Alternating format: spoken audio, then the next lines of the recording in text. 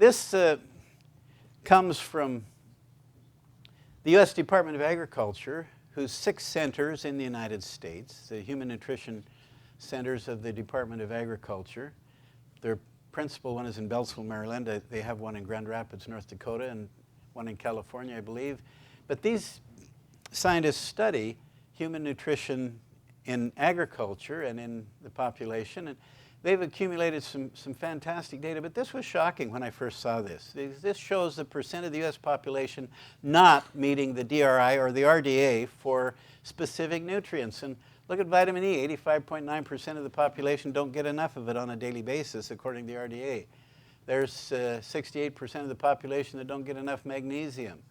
There's 75.1% that don't get enough folic acid. Calcium is easy to believe. There's so much osteoporosis around that we can all believe that not very many people get enough calcium, 72.9%. There's vitamin A, 54.7% don't get enough vitamin A.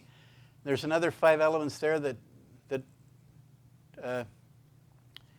over 30% of the population don't get enough of, and you can see that there's not a single element there that everyone in the United States gets enough of on an annual basis or on a daily basis. That leads to a little analogy that was important to me in the animal industry that we came across it. And it's called the principle of the first limiting nutrient. If you compare our body to a dam, and some of you have seen this before, but a dam holds water when it doesn't leak. And when you superimpose that deficiency chart from the U.S. Department of Agriculture on the dam and then pretend that it leaks, notice what happens to the water. The dam doesn't hold much water, does it? It's not working very effectively, and that's exactly what our body is like. When we're deficient in those elements, our body doesn't function right, and it only functions to the level of the nutrient that is the most limiting. Now, what we do in science is we come along and we do these things, manipulate a single element, like that. And then we measure what difference that made. Not a lot of difference. Now, that might be a statistically significant difference. I mean, there's a lot more water behind that dam than there was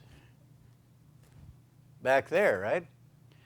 But when you measure that scientifically, the difference you see is the difference between that level and that level. And that doesn't look too impressive. But you see, you really don't know what happens. I mean, even if you use an intervention that's partly there, it still doesn't work that well. It's not until you plug all the holes in the dam that you can see what fixing the dam really does in terms of effect. Now, scientifically, if we're going to see what a single element does, we better do this first and then take away one of those elements to see what effect a single element has. Well, whenever I see a single element intervention, you know, you always have to ask yourself, what's happening? Are you seeing a benefit, or what are you seeing? Are you seeing an effect because of the imbalance that you're creating by adding a whole bunch of a single nutrient? Or are you really seeing what that element does? You see the problem? As an old science teacher, you know, I used to teach, well, there's one variable in a scientific experiment, right?